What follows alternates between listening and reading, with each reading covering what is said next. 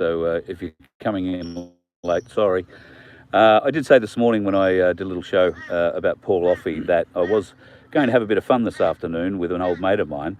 Now, Tony and I have probably known each other close to 20 years and started out trying to make a video for him, and today I've finally succeeded. And he's brought a couple of mates over with me. Ladies and gentlemen, Tony Harrison from Gold Coast Reptile Relocations and Awareness, and this is Mikey. Howdy guys. Hey, so tell us a bit about Mikey, mate. Mikey's just a carpet python, but he's a little bit of different colour variation.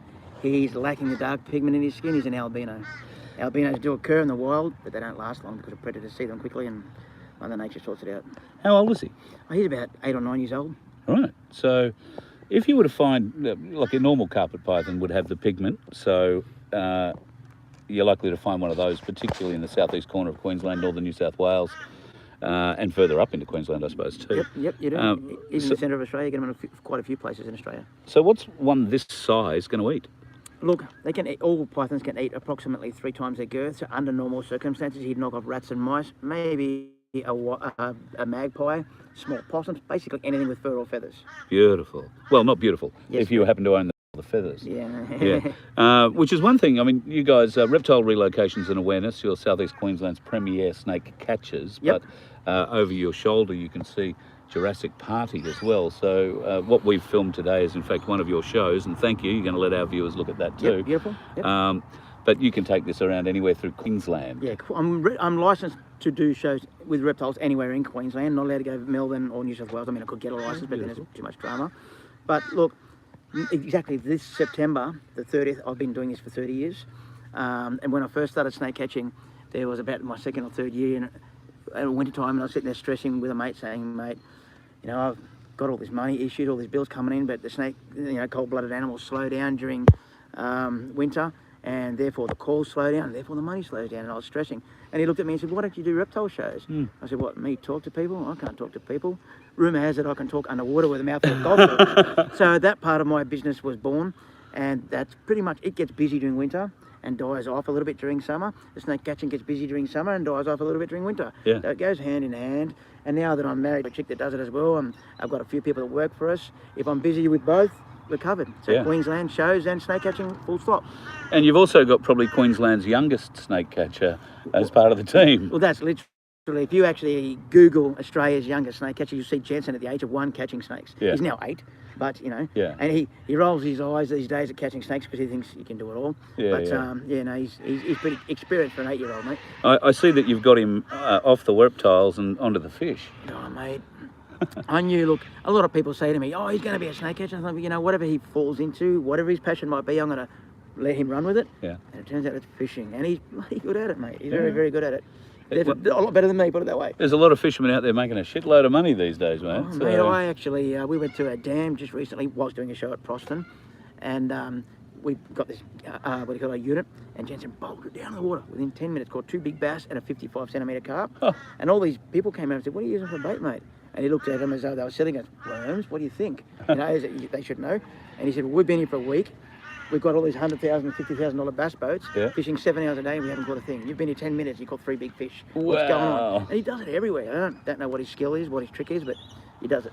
Mate, keep it going. There might be a bass boat sponsorship in for him. Yeah, so, for Dad. Have a look at Micah. Yeah, for Dad. Well, he's only 8. He's not allowed to drive him yet, is he? That's my excuse, and I'm sticking to it. So, mate, we're going to have another chat, which I'll top and tail our interview over your show, and I'll play it later this week. But it is coming up to the end of July, middle of July now, 2023. I know from my time with you over the years that this is probably your slowest week ever. It's just gone now, And it's about to get really busy. And people are going to start seeing, you know, little blokes like Mikey here, who might be moving through the backyard. Exactly. What happens is snakes are smart enough to know, they have enough common sense to stay out of your hair. They know how to be cryptic, use camouflage, know where to go and when not to go. But when breeding season comes, when the weatherman normally says tomorrow's going to be a top of 23 every day, the males induce sperm, the females start to ovulate, and what will happen is these guys only get 1 opportunity per year. It's kind of like being married. And if they miss out, then their mates get in. So what they have to do is the female puts off pheromones, and these guys will travel huge distances trying to find that female. So the common sense of not crossing that road, or not crossing that schoolyard, or not crossing that yard with a dog goes out the window, and they will cross the yard and they will come out in the open. These guys get seen a lot over the next, from mid-August to don't put it on you, it'll jump off. Oh. You have to support it. I've got to support it, right? So we're gonna do a little swap here for a minute. I don't know, Laura, how do we drive the phone? Or can you do it with the snake in one hand? Yeah. All right, we're going to bring in another little pet. Sorry, Tony, No, that's you're why I've distracted him, because I was That's going all to do good. something to one of his animals, namely that one. Yeah. A little kiss. Oh. So tell us a little bit about freshwater crocodiles, mate. Freshies. If you need me to hold Mikey, I'm cool with that. So, Yeah, I'll send Mikey over your shoulder then. Come over this way, brother. There we go. We'll look after Mikey. Freshwater crocodiles don't grow all that Hey, big. mate. A female, 1.2, 1.3 metres, a male up to 2 metres. They have narrow snouts with little teeth because they only have to eat little food like birds, fish, frogs and turtles. Obviously live only in freshwater. Salties will live in freshwater but can go into the saltwater if they need to. So that's where they're different. Also, this guy's designed to pull down smaller food. The salty's designed to pull down buffalo. So it's a much heavier tank. So they're built differently. Yeah. Well, very differently. And easiest way is longest snout that you see there, long, thin versus Not longer, but narrow, much narrower. narrower. Yeah, and smaller little needle-like teeth, in opposed to the salty, it's got big, chunky, giant nails. And they're not little teeth. They're serious teeth. Yeah. Mikey's just having a bit of fun here at the moment. He's not quite sure where he's going, but tying me up as part of what he's endeavouring to do. So, Tony, thank you very much. So we've got lots of snakes coming out now. Yep. Shit. Yep. I'm trying to catch him without You're catching good. my watch on him. Yep. So lots of snakes about to come out and start making moves. They're feeling a little bit amorous. Yeah, It that's is it. springtime. Yes, it is. Yeah. So that means they're on the hunt. That's it. The objective, and I know the question you're about to ask is, what do people do when they see a snake? Yeah. Definitely don't try and assume you know what it is, because all species of snake vary unbelievably in colour. So you could very easily get it wrong. Treat it like the worst possible scenario, and definitely don't try and kill or catch the snake yourself, because that's how people end up in hospital. So the best thing to do, you see a snake, pick up your phone, grab a photo. That way, if the snake bolts in, it's gone, at least you can send the photo to somebody who knows what they're doing, then you can get it identified. And if that person who identifies it for you, someone that knows what they're talking about, not a mechanic or a baker or the bloke who works at McDonald's, ask a snake handler. And if they say to you it's a harmless snake, you can relax. Or he says to you, or that person says to you, it's a venomous eastern brown or red belly or rough scale, then you know you may have to panic a little bit more than if it's a harmless snake. So that's the best thing to do. Just leave them alone, get a photo, contact a snake catcher, and you'll be cooking with gas. That's the way, and plenty of snake catchers in your local area. Of course, you guys look after the Gold Coast, southeast Brisbane area, and coming into the busier times. You've got to remember, folks, if you are going to call a snake catcher, don't just call them and walk away from the snake. Tony, you travel like some distances, and sometimes it could be an hour before you get to the venue, just because of the traffic, the shit traffic. If somebody rings you an hour ago and says, "Oh, the snake was just out there on the patio," what happens when you get there? Now the reason for what Carl's saying there is because snakes see us a lot more than we see them. So the way they normally work is they're cryptic, they're camouflage. I see a human and go, "Oh, there they go again. Sucked in, you didn't see me." Off you go and do the thing. If you spot a snake and go and swear and drop naughty words and do the dance that you do, and then bolt, just quietly, the snake was doing the same. As soon as you bolt, that snake thinks, haha, they didn't see me, it's not going to eat me, it's not going to attack me. So then it disappears. But if you stand there and watch that snake, one of two things happen. The snake will sit there for months if it has to, and go, "I'm not moving, because if I move, you're going to see me." And if it does move, at least you can say, "Well, it was on my car, mate, now it's over there."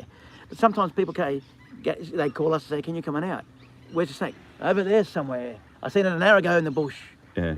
As if. Or, "It was in this room in my house. It was a 6-foot eastern brown. Don't know where it is now, and I think we'll think of a name for a new pet, because it's going to be hard to find. Or it costs you more because we spend hours looking for it." Yeah. So the best thing to do is have someone keep an eye on it, please, for your own sake. Yeah. And if you are going to get a pet python, be a bit careful about where you let them go, because they can scrangle you pretty quickly just between you and the gatepost. If you are thinking about having a reptile as a pet, folks, you are allowed to in Queensland and many other states.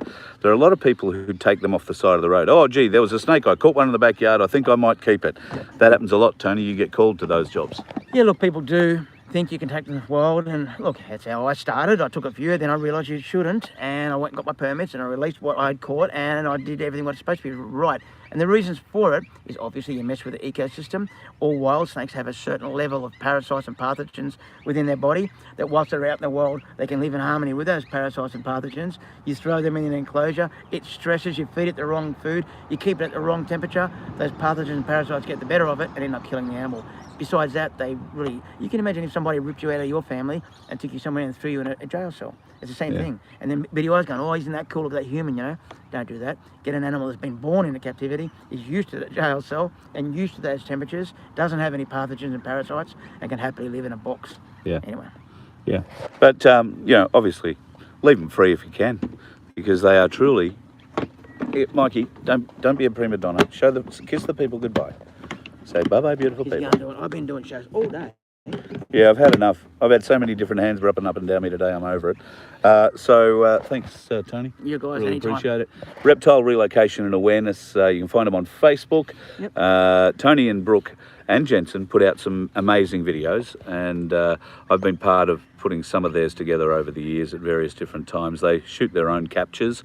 So I'll give you an idea, one extremely dedicated job Tony went to, and that was because the owner just would not hear of having a reptile in his chook shed.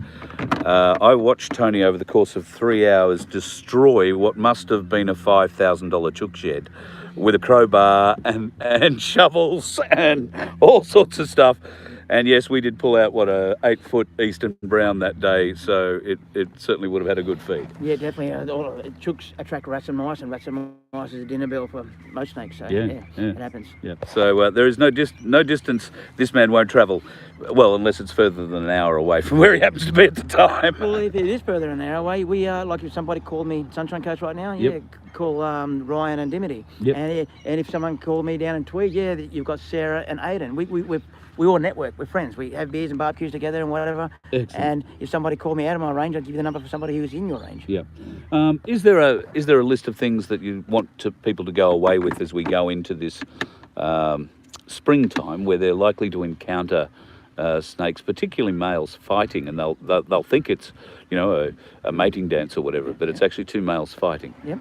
So what do you want me to answer about that? What people want? What can we do? How do just walk away? Regardless of whether the snake's looking for food, looking for a mate, or punching on with a suitor, or whatever it might be, is most people get in there with a camera or a stick or a shovel. That's when accidents happen.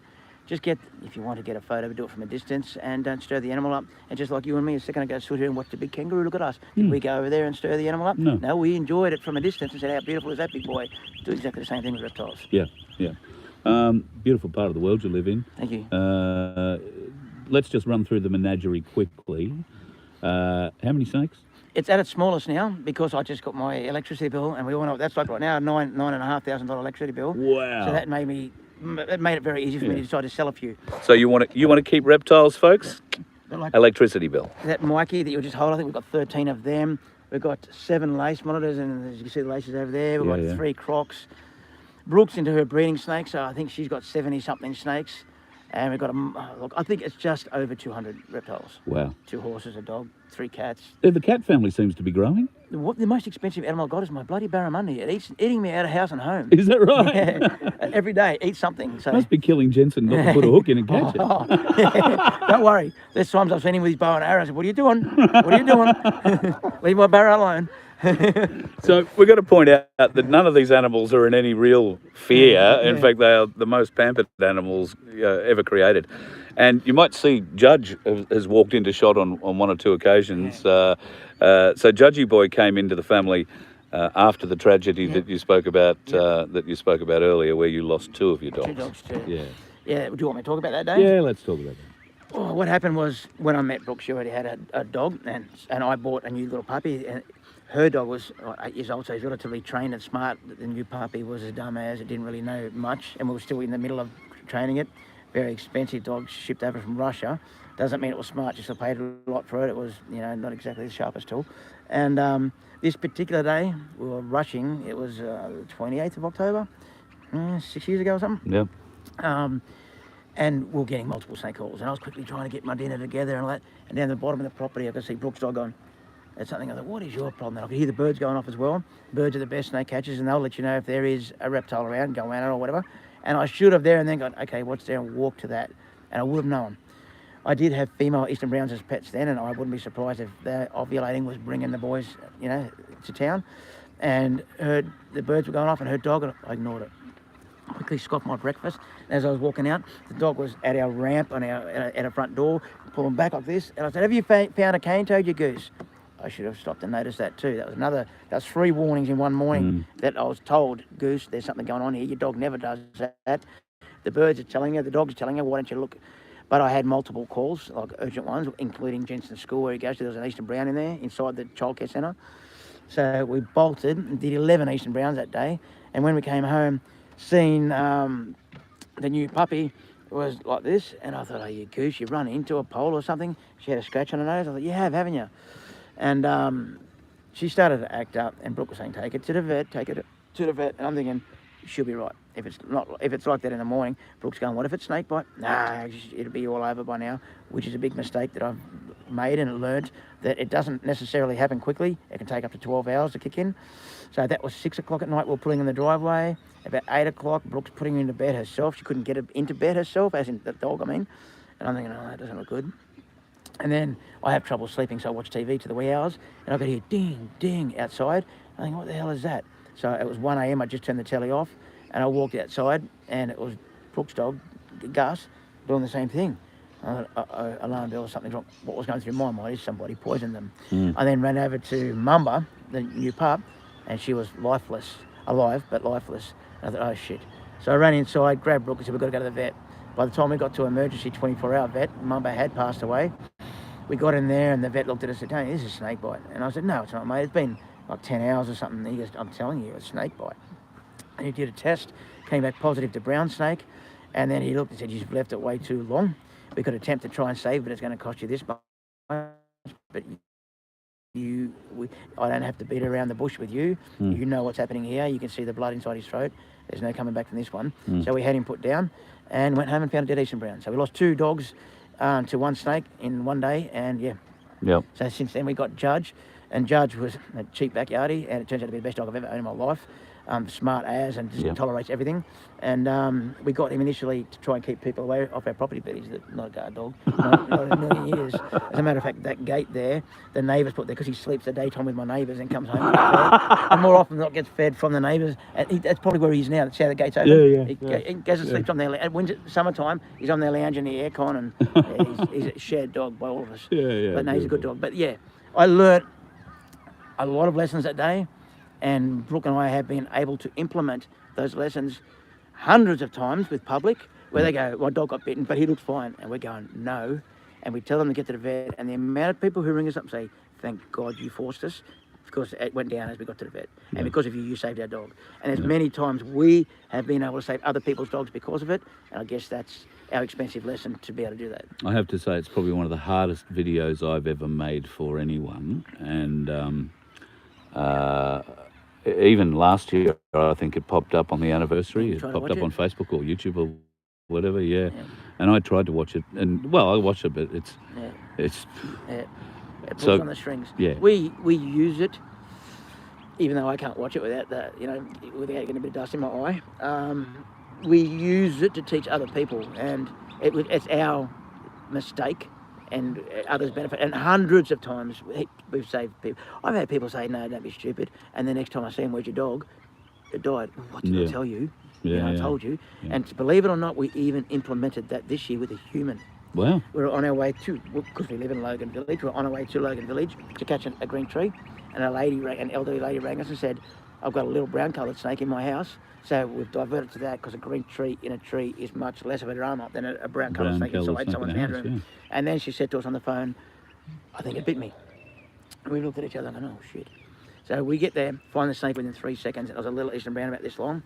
And Brooke's gone, and the lady had no shoes on. And Brooke's gone, did it bite you? She's gone, I'm not sure, but I stepped on it. And we're thinking, there's no way you stepped on it and it didn't bite you, because they're fiery little fellas, And Brooks turned around and said, you know what, lady, you're going to really hate me, but I'm going to treat you the way we do with our customers that have got dogs. I'm going to implement first aid and call an ambulance. either you're going to be not washing dishes tonight, or you're going to thank me. 3 hours later, she was thanking her because she did get bitten and she did go down. Wow. Yep. Wow. On this street, yeah. There you go. So you find them everywhere too, don't you? They can be anywhere. Eastern browns are a snake, usually certain species. You know, that one likes the rainforest, this one likes to be up high, this one likes the desert dry and hot. Eastern browns, swampy, rocky, high, low altitudes, down south, up north, out west, you name it, eastern browns are there. And the problem with them, and if you want to call it a problem, they would normally live happily in harmony with X amount in a kilometre square piece of bush. Us humans come along, we bulldoze the bush, we put concrete slabs down, we have events with garbage that attracts rats and mice, and the eastern browns go, thanks for that, you've just built me, you've made me the Park Royal and laid down the red carpet for me, and a smorgasbord. And next you know, that same 1 square kilometre of bush that would normally have 1 or 2 eastern browns now has 12, because they're doing much better. Beautiful. So us humans do it, make it better for them. All right, I'm going to let you go and get these animals back in their main enclosures, which you can see some of them over there, folks. That big box there has got, what, a couple of lace monitors in it? 1 on the left, 2 on the right. Yeah. And there's more over the back, and of course you've got obviously a lot of undercover stuff that we haven't shown. Thanks, mate. No worries. Really appreciate you coming on. And thanks for doing that with the video. No, that's all good. And you'll see that video a little later this week, folks, if you want to log on to the Voice of Freedom and check it out. It's a hell of a show, and if you are an international guest, an international viewer of the show, you're going to love it, because it shows some of our scaly friends up close and personal. And Tony has a hell of a show. You'll enjoy it. Cheers, mate. Cheers. Appreciate it. And my best to Brooke and Jensen, Brooke's crook is a dog at the moment, and Jensen's just got over it. And well, probably 2 old farts sitting around talking about reptiles isn't something an 8-year-old's really excited about. Exactly. Yeah, I can get that. So if you are interested in getting a Jurassic party happening, you can check it out over the shoulder there of Tony on the car. Speak of the devil, you mentioned. Oh, there he is. He's hiding. There you go.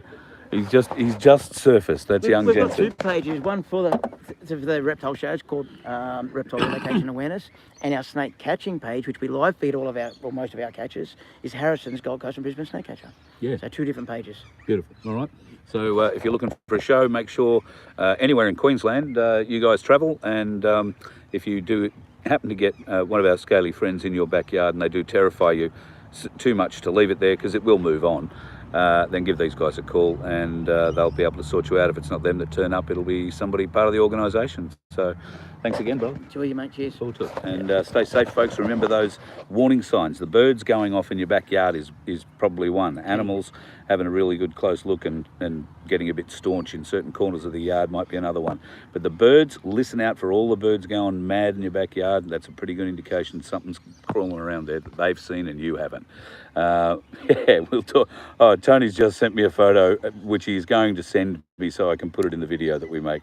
That's pretty cool, the whole snake catching team. So thanks, folks. Thanks for looking out. Hope you enjoy the rest of your Sunday afternoon, and share this one around. It's been a good chat, and when we have the full show on next week, you'll get a real education on Australia's reptiles on the Voice of Freedom. Cheers, folks.